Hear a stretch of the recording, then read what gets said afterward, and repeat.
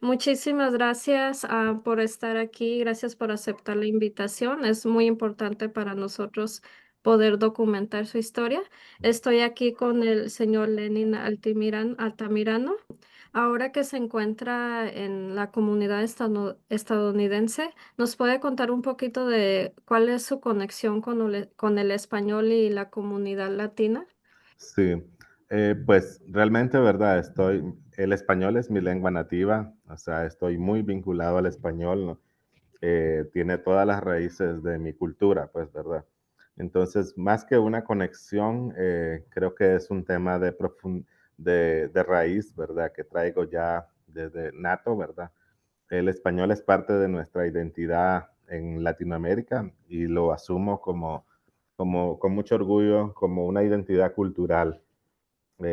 Para mí el español es un puente que conecta con historias, que conecta una cultura con otra, que tiene fortalezas para conectar, ¿verdad?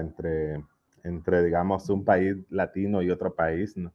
Entonces, creo que más que una conexión hay una riqueza cultural y he tenido el privilegio, pues, de servir, ¿verdad? En diferentes comunidades latinas, en Latinoamérica, ahora aquí en Estados Unidos, en Chicago, ¿verdad? Entonces siento de que eh, hay una, hay una conexión más que nativa, digamos, es como una conexión que te hace sentirte orgulloso de tus raíces, porque promueves mucho la cultura con tu idioma, promueves, por ejemplo, comida, promueves tu riqueza cultural, promueves tu acceso a cómo tú puedes llegar a otras personas, por ejemplo, transmitiendo la palabra de Dios. Y no solamente aquí en Chicago, ¿verdad? Sino pues en otros países también donde he tenido la oportunidad, gracias a Dios, de estar en países como Salvador, Guatemala, Panamá, ¿verdad? Colombia, Ecuador, ¿no? Entonces, eso me ha permitido no solo conocer el español desde Centroamérica, sino desde países como Suramérica también, ¿no? Y pues la conexión, ¿verdad? Ha sido más que todo cultural, ¿no? Eh, lo otro que también te quiero agregar es que tiene conexión profesional, ¿verdad? Porque casi todo lo que he aprendido lo he aprendido en español, ¿no? Entonces, es una habilidad que la valoro mucho. O sea, casi toda mi educación, por ejemplo, en temas de marketing, de fundraising, lo aprendí en español y eso me ha permitido pues ahora hacer como un reaprendizaje en inglés de los términos que se usan, por ejemplo, en temas de marketing, de fundraising. Entonces, me ha servido como para un puente entre lo que aprendí en español y ahora aprenderlo en inglés, ¿no? Creo que también algo importante es como el español es inclusivo. Desde mi punto de vista, ¿a qué me refiero con inclusión, verdad?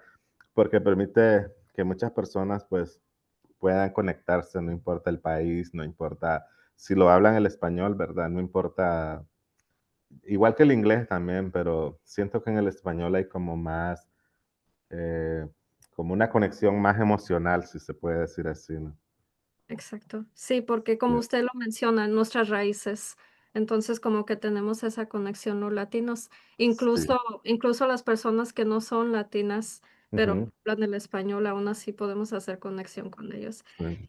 Y Sí, puedo agregar algo más, ¿verdad? creo que sí. Sí, hablando, ¿verdad? De la conexión del idioma, cómo conecta a las personas también, es una expresión de creatividad, ¿no? Más que expresión de creatividad, creo que es una muestra de cómo también el español, ¿verdad? Está vinculado, por ejemplo, si vos ves la música, ¿verdad? La literatura, muchas otras maneras de cómo llegar a las personas. Por ejemplo, he visto que la música en español también conecta con personas en inglés. Y un ejemplo claro, pues, que he oído es, por ejemplo, Shakira, ¿verdad? Shakira es colombiana, pero también conecta personas con música cuando ella canta en inglés y hace como una mezcla entre inglés y español. Entonces, siento que el idioma también permite llegar a otras culturas, ¿no? Exacto. Exacto, estoy Sí, totalmente de acuerdo. No sé si recuerda que Shakira y Jennifer López participaron en el Super Bowl, en el sí, halftime show, claro. entonces, sí, ese es un ejemplo de Sí. la conexión de culturas. Sí, y disculpe, siente que aún habitando en Estados Unidos sigue conectado con el español y con la comunidad latina. Sí, pues en mi casa, por ejemplo, aunque tratamos de practicar el inglés muy seguido con mi hijo, pues que ya domina bastante el inglés, ¿no? Eh, Siempre estamos hablando en español en la casa y con las familias por ejemplo, con mis cuñados, siempre estoy hablando en español. Entonces, casi toda nuestra vivencia diaria de día a día es en español, ¿no? Y también eso nos permite como emocionalmente, te permite como estar conectado a tu país, ¿verdad?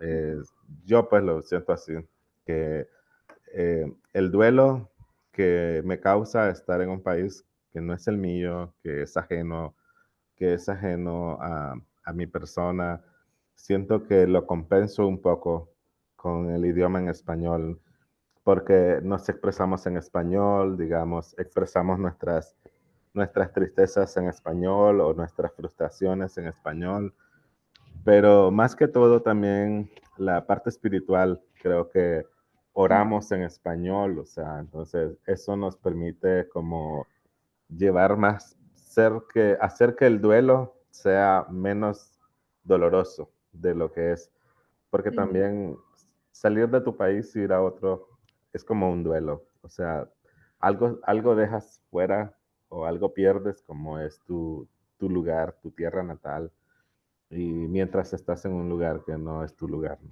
Ahora que estamos hablando un poquito sobre el duelo que se siente, ¿verdad? Estar en otro Sí, país.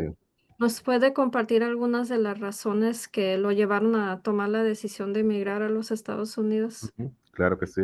Sí, la principal razón estaba enfocada en temas políticos. En Nicaragua, en 2018, hubo un estallido social donde hubo muchos muertos a manos del ejército de Nicaragua y de la policía de Nicaragua, ¿no? Casi 500 personas perdieron la vida, ¿verdad?, en ese estallido social por francotiradores, eh, por grupos afines al gobierno, que eran grupos, le llaman grupos paramilitares, que son al final los mismos militares, pero vestidos de civil, o los mismos policías vestidos de civil. Entonces, eso hizo que muchas personas, ¿verdad?, se molestaran, se enojaran, se frustraran con el gobierno y salieran a la calle a protestar, ¿no? Muchos de los que nosotros éramos profesionales de muchas organizaciones, de muchas universidades de Nicaragua, se levantaron contra el gobierno y marcharon. Hicimos muchas marchas en ese año 2018. Y quizás el mayor error que cometimos los que nos, los que protestamos en ese año fue no tomar las medidas para cubrir nuestro rostro o no tomar las medidas para preservar nuestra identidad, digamos, que no nos reconocieran, pero también porque no lo hicimos porque muchos pensábamos de que el gobierno iba a renunciar después de todo eso que estaba pasando, ¿verdad? Un gobierno democrático verdadero, luego de ordenar la matanza de personas, cualquier gobierno en otro país hubiera renunciado, pero en Nicaragua, ¿verdad? El gobierno decidió aferrarse más. eh, ya venía mostrando síntomas de una dictadura, porque fue una dictadura ese mismo gobierno de 1980 a 1990. Entonces, y sin embargo, ellos llegan al poder, pues, porque renovaron la constitución y todo. Ya traían ellos muestras de que era un gobierno siempre dictatorial, pero desgraciadamente, pues, cuando protestamos no tomamos nuestras medidas y muchos policías, muchos militares nos tomaron fotos, identificaron a las personas, ¿verdad? Aquí en Nicaragua es un país pequeño, 5 millones de habitantes, entonces identificaron a las personas que estaban marchando y eso hizo que posteriormente, en 2019, 2020, hubiera una cacería de personas opositoras al gobierno. Y el gobierno empezó una cacería porque en 2021 venían elecciones precisamente para elegir un gobierno democráticamente en elecciones transparentes. Pero como ya estaba este gobierno aferrado a que no quería entregar el poder, ¿no? Empezó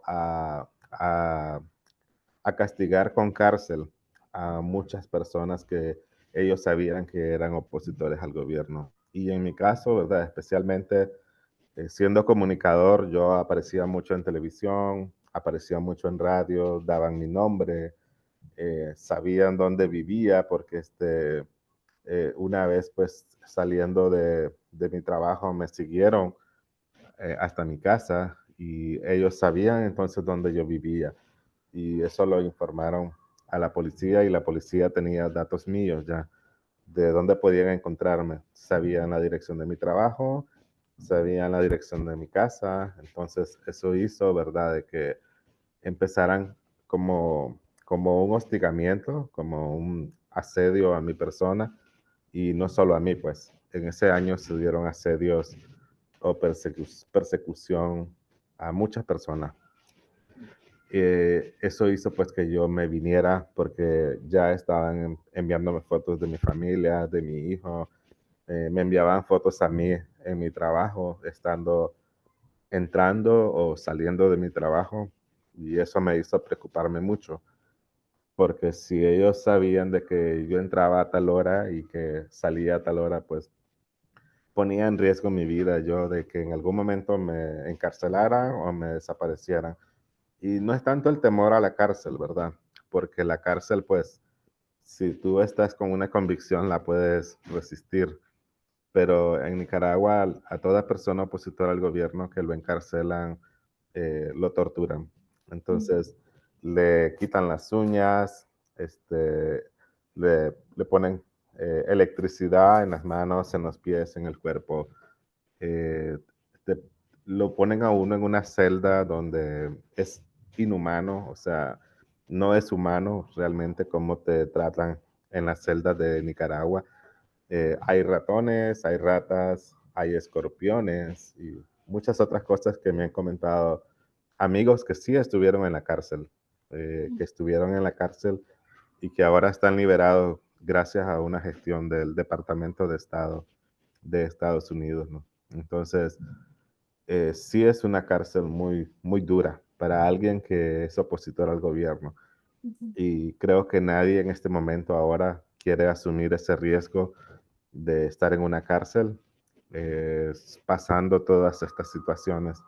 Aunque sí todavía hay más de 100 presos políticos, han liberado otros 700 gracias a gestiones de otros países, pero los 100 presos, los más de 100 presos políticos que están, es porque realmente se quedaron después del 2021 y, y, y estaban enfrentándose al gobierno de manera directa. Por ejemplo, en redes sociales, eh, eran personas que estaban en su casa y desde ahí pues decían cosas contra el gobierno. Entonces el gobierno llegó a cada una de sus casas y los encarceló, ¿no? Pues yo salí en 2021. eh, Recuerdo que fue un 21 de junio y llegué a Estados Unidos un 5 de julio. O sea, más o menos como 2 semanas me tomó llegar aquí eh, desde Nicaragua. El mayor tiempo lo pasé en México, casi una semana cruzando México, porque veníamos pues como ciudad por ciudad y veníamos como guiados por un pollero o por un coyote y veníamos al ritmo de él, en otras palabras, pues no era como que nosotros teníamos que llegar a tal día, sino que él era el que nos decía, hoy descansamos, seguimos mañana, mañana avanzamos tanto, entonces él ya tenía como una agenda de cuánto nos demorábamos en pasar por cada país, porque el pollero nos traía desde Nicaragua hasta pasando Texas. okay. Sí. Y ahora que han pasado varios años, desde que llegó a Estados Unidos, ¿siente que ha habido algún cambio o am, en Nicaragua? con la situación política. Desgraciadamente no hay un cambio, fíjate, porque el país está como bajo una dinastía familiar. Oh, Entonces, la esposa del presidente, que ya está por morir, ¿verdad? Porque hay información de los medios que está muy enfermo en cama en este momento. mm, Entonces, y tiene 90 años, o sea que su muerte pues puede ser en cualquier momento, ujú, pero desafortunadamente la esposa es la vicepresidenta. Ellos hicieron como un trick, como un truco, ¿verdad? ujú, Como un truco para hacer que la constitución fuera a su favor, ¿no? Y que la vicepresidenta puede ser la esposa del presidente, ¿no? No solo la First Lady o no, Lady First, ¿cómo se dice? No solo la primera dama, sino que pueda ser también la vicepresidenta. Y hace muchos años ellos eh,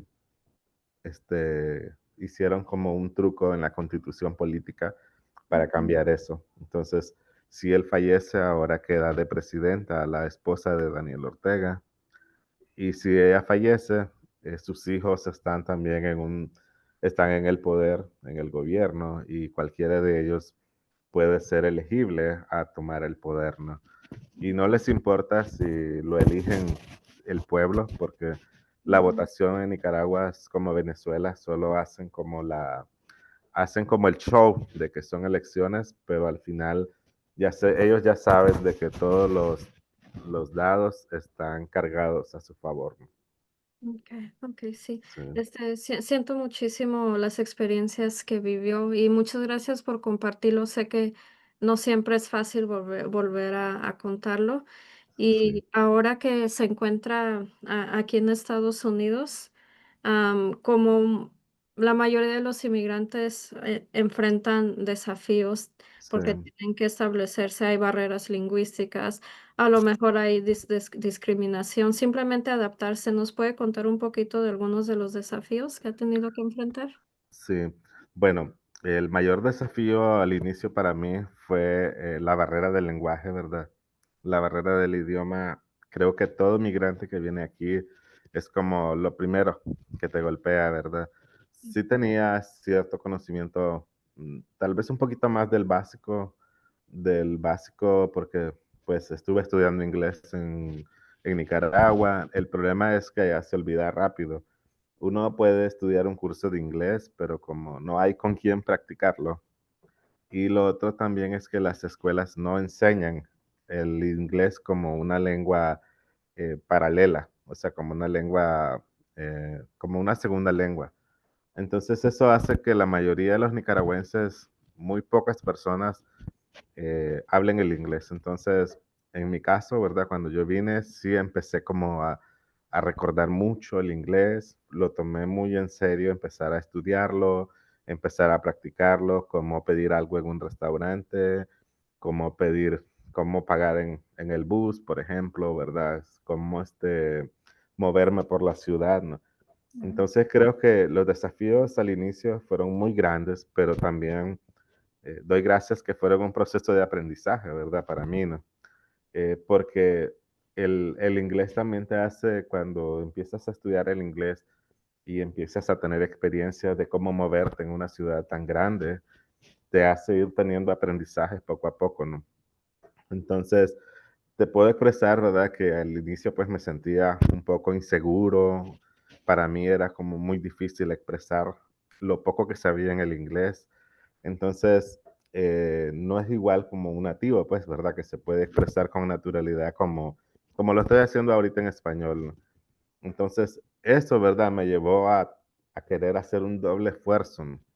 Porque, pues, encima de que no conocía mucho el inglés, porque el inglés también es amplio, me llevó a esforzarme mucho más de aprender palabras, muchas palabras, de aprender conexiones de texto, conexiones de sentence o oraciones, ¿verdad? Por ejemplo. Entonces, eh, al inicio sentís como que te baja un poco la autoestima, porque también no todo el mundo tiene la paciencia de entender que te quieres expresar en inglés como un principiante, si se puede decir así, ¿no? pero, pues, hoy me siento orgulloso, ¿verdad? De que a pesar de que no soy un nativo del inglés, este, me siento muy orgulloso porque empiezo a dar como los primeros pasos para desempeñarme en materia profesional, por ejemplo, en mi trabajo. Empiezo a desempeñarme un poco mejor en redacción también, ¿verdad? Y eso pues me da también a la vez aliento para seguir mejorando y sobre todo pues seguir aportando, ¿verdad? Pues mientras esté en este país. También otro de los retos y desafíos, ¿verdad? Ha sido cómo conecto también, ¿verdad? Con personas que vienen a la iglesia y que al inicio pues tal vez no practicaban mucho el español, sino que más bien su congregación era más de inglés porque no había un tanto así una congregación grande en español. Entonces, uno de los retos, ¿verdad? Fue también conectar con personas desde la iglesia que también hablaban inglés, ¿no? Y no solo, pues, eso me llevó a querer conocer también un poco más de la cultura, de cómo es la persona, el nativo en Estados Unidos, de qué cosas no le gustan, qué cosas le gustan. Entonces, eh, ha sido un reto también conocer la cultura desde el término en inglés, del persona inglés hablante. Y disculpe, ¿actualmente sigue tomando clases de inglés o simplemente estar involucrado en la comunidad lo ha ayudado? Sí, estoy involucrado siempre estoy estudiando Rosetta Stone. Me ha ayudado mucho. Tiene una muy buena función para principiantes en inglés. Siempre estoy estudiando, siempre estoy escuchando, por ejemplo, podcasts en inglés. Me ha ayudado muchísimo. Me ha ayudado también practicar con mis jefes, por ejemplo, ¿verdad? En inglés, en materia de trabajo. Entonces, pienso de que el inglés, aunque es amplio y más cuando se trata en barreras profesionales, ¿verdad? Pues pienso que la paciencia es el mejor amigo porque no puedes asumir que lo vas a aprender Ujú. en corto plazo, sino más bien en Mm. un mediano a largo plazo, ¿no? Sí. Sí, sí. De hecho, yo que llevo toda mi vida aquí, aún sigo aprendiendo el inglés, entonces Sí, nunca se deja de aprender. sí, no. Y aparte de las barreras lingüísticas, ¿hay algún otro desafío que haya, enfrentado? Sí, la barrera cultural, fíjate, que, bueno, en este trabajo donde estoy ahorita no lo he visto mucho, pero en otros trabajos donde estuve antes sí vi mucha discriminación, ¿verdad? Aún de personas que hablaban español, mucha discriminación por el hecho de que eres de un país pobre, por ejemplo, como Nicaragua. Mucha gente, pues, como se burlaban o hacían chistes de mi procedencia, ¿verdad? Pero pues soy una persona muy resiliente, con la mucha madurez para entender cuando alguien no tiene la capacidad pues de ser maduro y tratar a todos con respeto, con igualdad, ¿no? Esa parte en términos de discriminación, sí. También conocer, otro reto, ¿verdad? Conocer la cultura de la cultura afro, por ejemplo. Es un tema que no sé si me ha costado mucho, ¿verdad? Pero trabajé antes con muchos afro en una fábrica en mi segundo año cuando vine aquí, ¿no? Entonces, la mayoría tienen una cultura muy distinta al americano común, ¿verdad? Sí. Entonces, me costó, sentí que me costó, pero por el contrario, pasó algo que sentí como una ironía, que ellos sí son más comprensivos con uno cuando uno está empezando a hablar el inglés, por ejemplo. Ellos, tal vez su manera de ser, ¿verdad? Sentí que ellos tenían como más paciencia. Ah, tú quieres decir esto, me decían, por ejemplo, uno de ellos. Sí, eso era, Leo. Entonces, a lo mejor depende de la persona, ¿verdad? Tal vez no todos sean pues así, pero sentí que recibí mucha paciencia de ellos en Mm. ese trabajo, ¿no? Entonces, eran muy relajados, ¿verdad? Entonces, a diferencia pues de en otros trabajos donde eran como más, querían que el trabajo saliera más rápido. Entonces, esa otra parte, pues, ¿verdad? Como ir conociendo diferentes culturas dentro del mismo país, cómo trabaja, por ejemplo, un mexicano, cómo Ujú. trabaja alguien afro, cómo trabaja alguien, por ejemplo, nacido aquí, ¿verdad? Un americano, pues, eh, le dicen ah, como alguien nacido aquí, pues, específicamente, sí, Sí. con la cultura de aquí, ¿no? Sí, sí, porque cada cultura es un mundo, ¿verdad? Hay que conocer las Sí. personalidades diferentes. Okay, y disculpe, me mencionó que había burlas, discriminación. Mm, estas burlas venían de personas de la comunidad latina o... Ujú. Sí, sí, bueno, la mayoría de personas, ¿verdad? Que vienen, por ejemplo, que vienen de Sudamérica, del mismo México, ¿verdad? Saben, pues, que cuando tienen un estigma hacia personas de Centroamérica, Mm, y a las personas de Centroamérica las ven como alguien del tercer mundo, ¿no? Sí es cierto, ¿verdad? Nicaragua, por ejemplo, es el segundo país más pobre después de Haití en Latinoamérica, pero también tiene muchas cosas, o sea, no es como que la educación no es un, este, en Nicaragua, aunque es un país pobre, la educación, por ejemplo, es gratuita. ujú, eh, eh, Se han hecho muchos esfuerzos en materia social, pues, para que las personas no sean como analfabetas. Entonces, casi toda la población de Nicaragua sabe, por ejemplo, leer, escribir, pero las burlas estaban más que todo enfocadas a que, y sabes leer, y sabes escribir. mm, Entonces, ujú, no me molestaba, ¿verdad? No, no me molesto con comentarios negativos, ¿no? Realmente sí me causaba como cierta sorpresa, ujú, pero muchos de ellos como que no sé si era como un tono de broma, ¿verdad? Entonces decían como en español me decían como el tercermundista, algo así. mm, Entonces, es como pensar de que es cierto, pues Nicaragua es un país pobre, porque yo les contaba mucho, pues que sí, hay mucha pobreza como África en Nicaragua, mm, quizás en algunas zonas mucho más que en África, pero no se trata también de discriminar a las personas por su condición de origen, ujú. sino que yo lo vi como una ignorancia de ellos, porque si tú conoces un poco de cultura, sabes cómo es, por ejemplo, la riqueza de cada país, ¿no? So, Sí, sí, es muy fácil crear estereotipos. ujú, sí, Sí, ok, gracias por compartir eso. sí, Entonces, me ha contado un poquito de cómo fue su adaptación con algunos de los desafíos. ¿Nos sí. puede contar si en estos años ha habido algún apoyo o recurso importante que le ha ayudado a adaptarse a su vida aquí?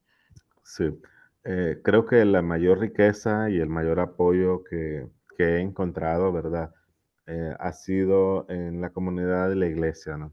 Mm, Yo sé que, pues, a lo mejor el tema no esté tan enfocado en cómo Cristo cambia tu vida, pero sí siento que la iglesia o las iglesias, ¿verdad? En general, juegan un rol importante para, para recibir a un migrante, por ejemplo. mm, Porque pues desde la Biblia ellos están conscientes de que Jesucristo te manda a tratar bien al migrante, por ejemplo, ¿verdad? Te manda a que seas compasivo. Entonces, creo que el mayor recurso que he recibido ha sido como ser bien recibido dentro de la comunidad cristiana, como alguien que tiene un valor, como alguien que puede tener algo que ofrecer, ¿verdad? Algún potencial, digamos. En mi caso, pues, he aprendido, por ejemplo, a ayudar a la iglesia con cosas de multimedia. He aprendido a ayudar a la iglesia, por ejemplo, con sonido, con cosas que conozco, pues, ¿verdad? sí, Entonces, uno de los apoyos más importantes para mí ha sido rodearme de personas, ¿verdad? Que están conscientes de que, de que todos tenemos un valor, ¿no? Y, y que todos tenemos el derecho de tener una segunda oportunidad independientemente del país en el que estés, ¿no? También he encontrado apoyo en organizaciones comunitarias, ¿verdad? Sobre todo, pues, en las locales de aquí, ¿verdad? Donde he aprendido también algunas cosas. Por ejemplo, me acuerdo que cuando vine empecé a ir al Instituto del Progreso Latino, que queda aquí en la Villita, a estudiar inglés, por ejemplo. Ahí estuve estudiando inglés, ¿verdad? Pero luego la maestra me dijo que ya el nivel en el que yo seguía ya no lo tenían ellos. Entonces, que tenía que buscar otra escuela, ¿no? Entonces fue ahí pues cuando empecé a pensar de que mejor porque no lo hacía online para no ir y adaptarme a un horario y me ha servido mucho online. Mm. Pero también en organizaciones que dan despensa, por ejemplo, ¿verdad? Nos ayudó mucho al inicio encontrar ese apoyo, digamos, en organizaciones que nos dieron una despensa a la semana, por ejemplo. Y otras organizaciones también, ¿verdad? Donde nos han entrenado, por ejemplo, en cómo conocer nuestros derechos, conocer derechos de inquilinos, por ejemplo, ¿verdad? Que es muy importante cuando rentas a alguien, ¿verdad? Y entonces siento que ha habido muchos recursos aquí que podemos aprovecharnos. Ujú, Y lo otro, ¿verdad? Pues obviamente la principal, pues es el apoyo que he encontrado donde trabajo, pues en New Life Center, que es como ellos valoraron lo que conocía y me dieron la oportunidad de empezar a trabajar, ¿verdad? ujú, Primeramente apoyando a los migrantes venezolanos que estaban llegando, ayudándoles a trasladarles la mudanza a sus apartamentos. Estuve un año haciendo eso y luego pues apliqué a marketing y aquí estoy pues ya más de un año trabajando en marketing y creo que ese ha sido como profesionalmente ujú. eh, y bendecidamente el apoyo más grande que he tenido, porque pues es una bendición estar en un país que no es el tuyo y trabajando en algo que hacías en tu propio país, ¿no? Entonces, pues es una bendición, ¿verdad? Pero a la vez también hay un respaldo de la organización en la que estoy, porque me Mm. dieron la oportunidad, ¿no? Qué bueno, me Sí. parece maravilloso que haya No, encontrado gracias. esos recursos, gracias a Dios. Hemos llegado al final de la entrevista. Le tengo una última pregunta. Sí, Es, que ¿hay algo que le gustaría comunicar con los hablantes de herencia, con los estudiantes? Tal vez algún consejo o alguna experiencia personal. sí. Yo, desde mi experiencia, ¿verdad? Les quiero comentar a personas que son migrantes, que a lo mejor hablan español o que no hablan inglés o viceversa, ¿verdad? Que también hablan inglés y español, ¿no? Quiero decirles que el español es un regalo, ¿verdad? Que hablar español no es una barrera, es un regalo, porque te permite crecer en contextos donde, por ejemplo, conoces la cultura, te permite, sobre todo, ¿verdad? Tener una riqueza de manifestar ideas de, que otras personas no conocen. Por ejemplo, historias, luchas, ¿verdad? Anécdotas, no sé si se dice anécdotas o como narraciones, pues, ¿verdad? Que uno tiene o vivencias, pues, ¿verdad? Que uno tiene desde su lengua y que puedes compartir con otras personas, ¿no? Ya sea independientemente, ya sea tema político, económico, social, cultural, ¿no? El español, ¿verdad? Y la lengua del español para mí es un regalo, ¿no? Todos tenemos acceso a ese regalo, ¿verdad? Personas que han nacido aquí, personas que están en nuestros países en Latinoamérica, que lo asumen como una identidad propia, ¿no? Entonces, para mí el español, más que una identidad, pues es un regalo que todos tenemos, lo que tenemos la oportunidad de aprenderlo, ¿no? Y es una herramienta poderosa, fíjate, para servir, para construir puentes, para mantener viva nuestra cultura, ¿no? Sí. Yo, sí, yo lo he vivido de primera mano, ¿verdad? Pues trabajando con familias latinas, por ejemplo, ayudando a otras personas a conectar con recursos aquí mismo en el trabajo y cómo también les orienta un poco de como cosas de sentido común a veces, ¿no? Entonces, el español, ¿verdad? Permite también generar confianza entre una persona y otra, pues, ¿verdad? No es lo mismo que alguien que habla español, ¿verdad? Se le acerque a alguien que solo habla inglés o que no entiende muy bien el español, a que te le acerques a alguien que también habla español, ¿no? Entonces, te acercas con más confianza. Me imagino que todos sentimos eso, ¿no? Sí. Y también, ¿verdad? Que la lengua también permite transformar comunidades, ¿no? Transformar comunidades en el sentido de que podemos hacer cosas, por ejemplo, lo veo en la villita, ¿verdad? El español, por ejemplo, permite a que varias personas se sumen a una causa, ¿no? Eh, Independientemente, ¿verdad? De que sean de México, de Colombia, de Ecuador, de Venezuela, ¿no? Entonces, por ejemplo, lo veo también aquí en la villita, en la iglesia, cuando todos nos juntamos para hacer una actividad y ahí vamos todos, no importa el país, ¿no? Pero tenemos en común que hablamos el español. Nos juntamos para hacer una obra, una causa, ¿verdad? Y lo hacemos en español. Entonces, a lo mejor, ¿verdad? El español también es una manera de llegar a otras personas y apoyar comunidades para mejorar, para transformar, ¿no?